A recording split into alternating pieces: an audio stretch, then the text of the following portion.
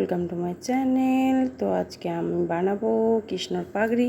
তো দেখতে পাচ্ছ এখানে সব জিনিসপত্র নিয়ে নিয়েছি। এগুলো ফুল, এগুলো তোমরা দোকানেই কিনতে পেয়ে যাবে। একটি গোলাপ নিয়েছি, জড়িটা নিয়েছি, আঠা নিয়েছি।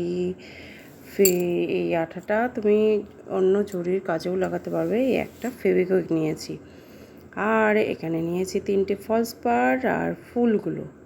চলো, নেক্সট কাজ হচ্ছে আমাদের এটা 3টে কাপড় জয়েন্ট করে বেনি করতে হবে। খুব সুন্দর করে বেনি করে পাক করে তোমাদেরকে সেলাই করে নিতে হবে।